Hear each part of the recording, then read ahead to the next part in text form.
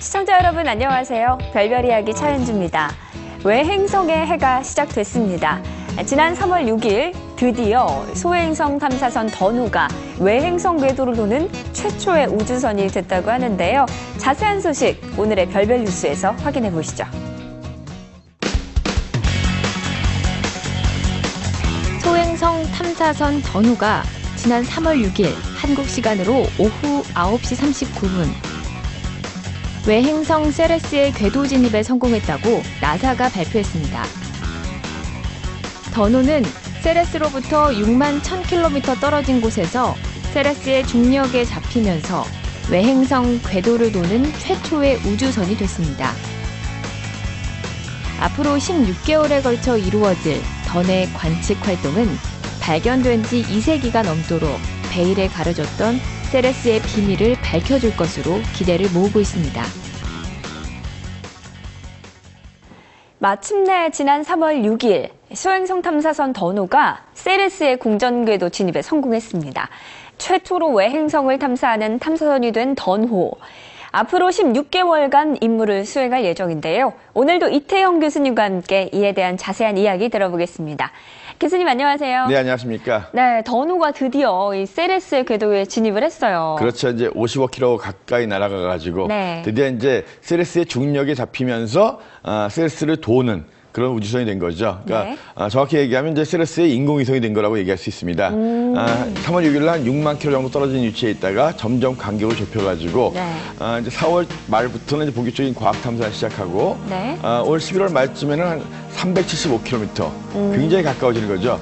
지구로 치면 지구와 우주정거장 정도, 네. 그 정도 거리까지 가까워지는 겁니다. 오. 그러면서 굉장히 자세하게 이 세레스를 탐사를 하고, 그래서 내년 한 6월까지 16개월 동안 이 세레스를 탐사하는, 이 세레스가 원래는 소행성이었잖아요. 네. 근데 이제 2006년부터 외행성이라고 이름이 분류가 바뀌었고, 네. 이 던이 2007년에 발사됐기 때문에 최초의 외행성 탐사선이고, 이번에 이제 외행성을 탐사하게 되는 거죠. 네, 뭐 착륙을 하거나 그런 건 아니고 그냥 궤도를 돌면서 탐사하는 건가요? 그렇죠. 이제 내려 앉으면 더 이상 이제 움직일 수 있는 방법이 없기 때문에 네. 계속적으로 돌면서 이 과학적으로 위에서 사진을 찍고 여러 가지 분석 작업을 통해서 세레스에 대해서 분석을 하는 겁니다.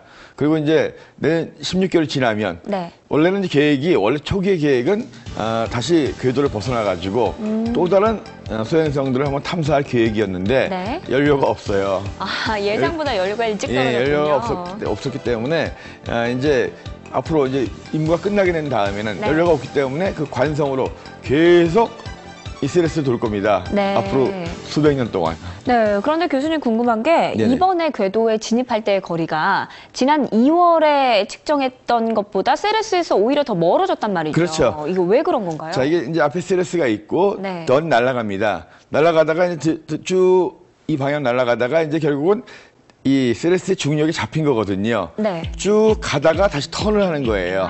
그래서 처음에 가까워졌다가 멀어진 상태에서 원래 이제 날아가는 힘이 있었으니까 이 잡아당기는 힘에 의해서 다시 턴을 하는 거거든요.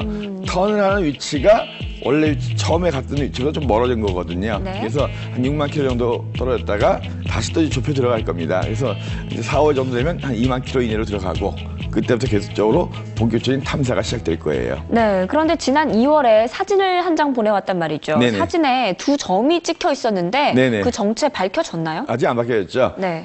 이 던에 가까이 가면서 점점 자세한 사진을 찍다 보니까 이 세레스 거의 공처럼 생긴 이 세레스의 적도 북쪽에 있는 커다란 크레이터 안에서 네. 크레이터 분화구 같은 거죠. 운석 구덩이인데 크레이터 안에서 흰 점 2개가 나란히 발견됐어요.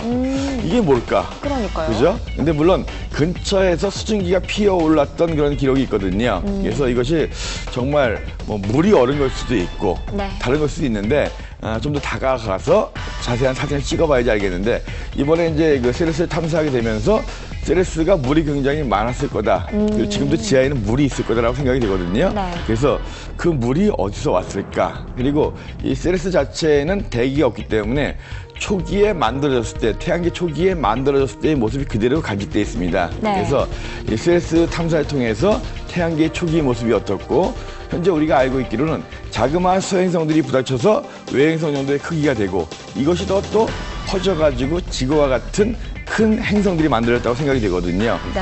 항상 아직까지는 우리가 태양계 탐사를 많이 했지만 생명체가 발견된 적이 없거든요. 그렇죠. 그것이 이제 이 세레스가 먼저 될지 아니면 목성의 위성인 뭐 유로파라든가 이런 데가 먼저 될지는 아직 모르겠습니다. 아무튼간에 지구 위에서 생명체가 발견된다. 이러면 상당히 놀랄 만한 그런 일이 벌어질 건데 네. 그 중 목적 중에 하나가 또 이제 이 물을 연구해서 생명체가 있는지 또 밝히는 겁니다. 네, 그렇군요. 이제 외행성 탐사의 새로운 장이 또 열렸다라고 할 수 있겠는데요. 태양계에 그 작은 친구들이 숨기고 있던 비밀, 과연 어떤 것이었을지 기대하며 기다려보도록 하겠습니다. 멀리 떨어진 천체를 더 밝게 볼 수 있게 해주고 이전에 미처 보지 못했던 천체를 확인할 수 있게 해주는 중력 렌즈. 최근 캘리포니아 대학의 과학자들은 이 중력 렌즈를 이용해서 지구에서 93억 광년 정도 떨어진 초신성의 아인슈타인 십자가를 발견했습니다. 중력 렌즈에 의해 확대된 천체가 4개로 복사돼 보이는 경우를 아인슈타인 십자가라고 부릅니다. 지금까지 발견된 아인슈타인 십자가는 대부분 퀘이사였으나 이번 아인슈타인 십자가는 처음으로 초신성에서 발견됐습니다.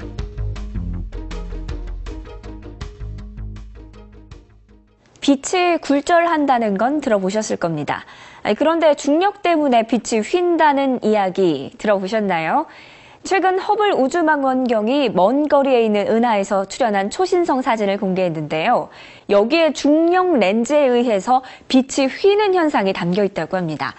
교수님, 이게 어떤 이야기인가요? 빛이 실제로 휜 건가요? 그렇죠. 우리가 이제 렌즈가 빛을 휘게 하잖아요. 네. 근데 아인슈타인의 그 일반 상대성 이론이라는 거, 어려운 얘기지만 네. 그 이론이 뭐냐면 중력이 공간을 갖다가 휘게 해가지고 빛은 공간에 따라서 가는 거기 때문에 빛도 휠 수 있다라는 거거든요. 네. 그게 이제 아인슈타인의 일반 상대성 이론인데 그 중력이 센 곳에서는 빛이 휘는 거예요. 그래서 아주 큰 은하 같은 거, 중력이 센 큰 은하 같은 경우는 그 뒤에 있는 빛들을 휘게 만들어서 원래는 은하 뒤에 있어서 안 보이는 그런 천체들이 휘어지니까 보일 수 있는 거죠. 근데 이 휘어지는 각도에 따라서 어떤 건 둥그렇게 보이기도 하고 네. 아래 위 양옆으로 십자가 모양으로 보이기도 하고 해가지고 이 중력 렌즈라는 개념을 처음으로 이제 아인슈타인이 도입을 했기 때문에 네. 이 어떤 천체 뒤에서 오는 빛들이 둥글게 보이면 아인슈타인의 링이라고 하고 여기 십자가 모양으로 보이면 아인슈타인의 십자가다 이렇게 이야기를 하거든요. 그러면 원래는 하나인데 그게 그렇죠. 그렇게 4개로 보이는 그렇죠. 건가요? 예. 그래서 우리가 이제 지구의 기상현상 중에서 해무리 같은 거 보이고 또 이제 해에 의해서 양옆으로 뭐 해가 2개 보이기도 하고 네. 그런 적이 있거든요. 그렇죠. 그런 것처럼 이제 이 렌즈에 의해서 요 뒤에 있는 별빛이 4군데로 보이는 거예요. 그래서 이것을 아인슈타인 십자가라고 하는데 네. 상당히 초신성에 의한 아인슈타인 십자가 저도 처음 봤습니다. 이번에 예, 처음 발견된 거예요. 보통은 이제 퀘이사나 은하 같은 경우는 보이는데 이렇게 이 초신성 하나의 별이 폭발한 그런 빛이 이렇게 중력 렌즈에 의해서 십자가 모양으로 보이는 건 저도 처음 봤습니다. 예, 그래서 이것이 이제 빛이 경로로 이렇게 멀리 돌아서 오기 때문에 실제로 똑바로 왔을 때보다는 오래 걸릴 수 있잖아요. 네. 그래서 실제로는 시간 지연의 효과도 좀 있는 거고 우리가 경과된 그런 모습도 보는 것도 있는 거고 그래서 네. 중력 렌즈 사실 렌즈라는 것 자체가 보통은 거울을 이렇게 유리로 된 거 생각하시는데 네. 이 중력이 렌즈 역할을 한다. 참 어려운 얘기지만 네. 이걸 통해서 또 우주에 안 보이는 부분을 볼 수가 있고 그렇군요. 또 새로운 연구를 할 수 있습니다. 네, 이 중력 렌즈의 효과를 이용해서 과학자들은 말씀하신 것처럼 우주 저 멀리에 숨겨져 있는 천체를 확인해 왔습니다. 이걸 연구하는 과학자들에게는 이렇게 빛이 휘는 현상은 중력이 만들어주는 선물이다라고 느껴질 수도 있겠네요. 네, 별별 뉴스 오늘 준비한 소식 여기까지입니다. 다음 시간에 전해드릴 새로운 소식도 기대해 주세요.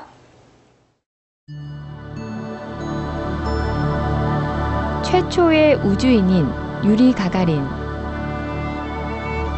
그는 우주에서 본 지구를 푸르다고 표현했습니다.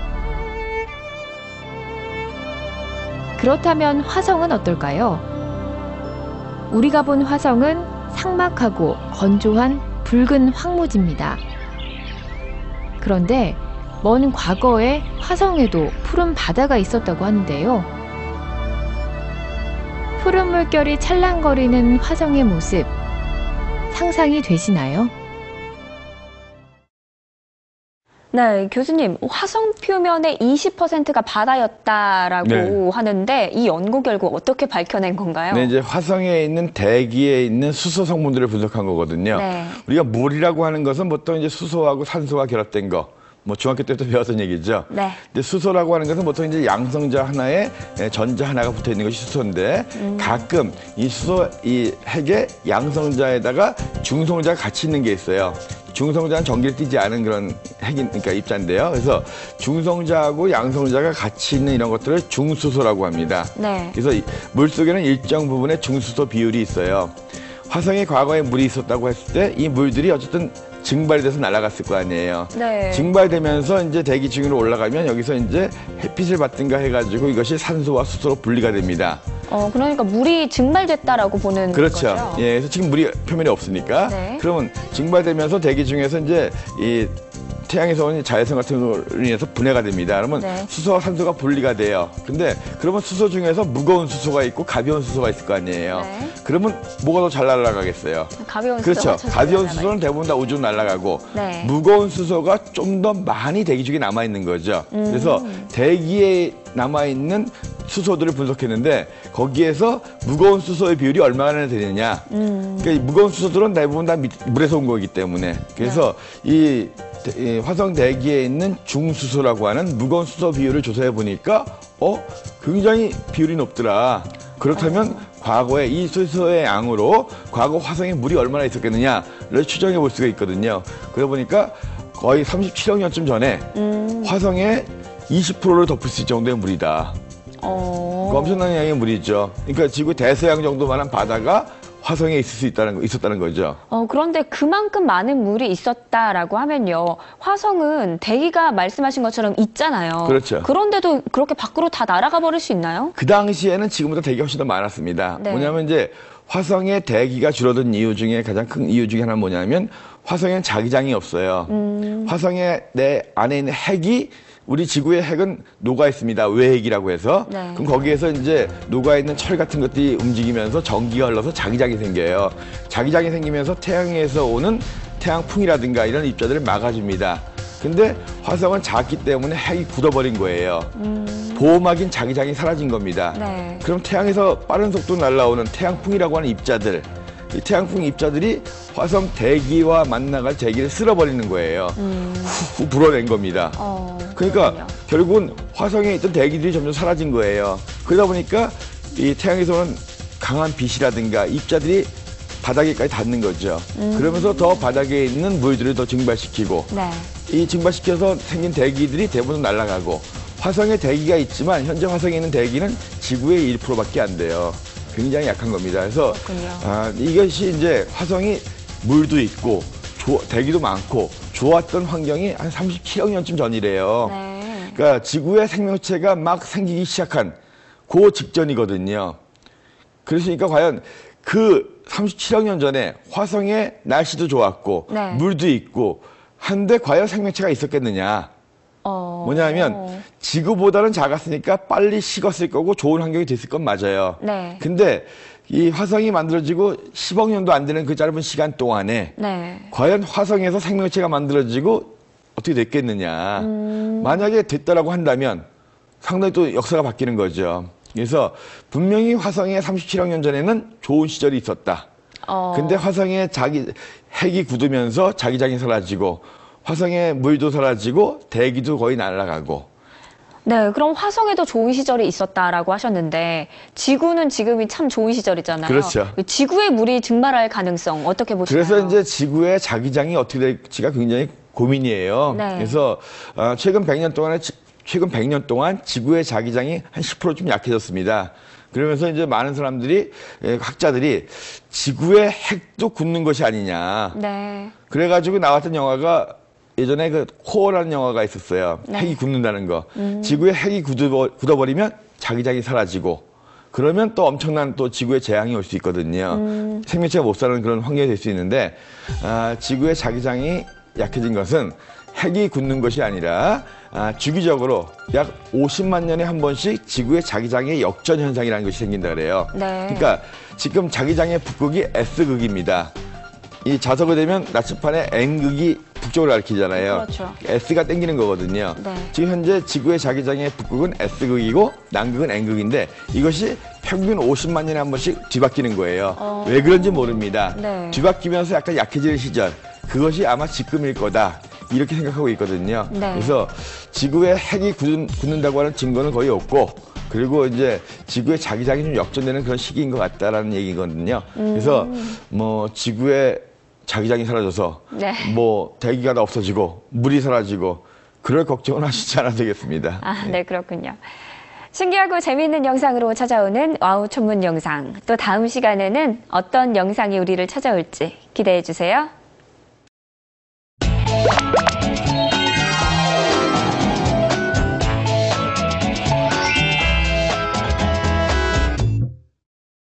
한 주 동안 하늘에서는 어떤 일들이 벌어질까요? 반짝반짝 천문 현상을 보시면 알 수 있습니다. 네, 교수님 이번에 전해주실 하늘 소식 어떤 건가요? 네, 이제 다시 또 이제 이 초승달에서부터 상현달로 가는 그런 주간이거든요. 네. 초승달에서부터 상현달이 되는 주간에는 저녁 때 달을 볼 수 있는 오른쪽으로 볼록한 그런 달을 볼 수 있는 달이 아주 예쁘게 보이는 그런 때거든요. 붉은색의 일등성, 황소 자리의 일등성 알데바란이라고 하는 별이 옆에 같이 붙어 있어요. 그래서 내가 황소 자리가 4별짜리인데 하는 분들은 25일 날 저녁 때 달 옆에 있는 붉은색 별, 그게 황소 자리의 으뜸 별이다 생각하시면 되겠고요. 근처 천문대 있으시면 날씨 좀 따뜻해졌으니까요. 천문대 가셔가지고 저녁 하늘에서 이 망원경으로 달도 보고, 또 목성은 점점 높아지고 있습니다. 그래서 목성은 여러분들 별 보시는 동안 계속 보일 테니까요. 네. 목성하고 달 구경 좀 하시기 바랍니다. 네, 이번에는 달이 참 예쁜 주라고 하니까요. 오늘 전해드린 이 천문 현상 여러분도 꼭 한번 찾아보시면서 아름다운 밤하늘과 함께 추억 만들어 보셔도 좋을 것 같네요.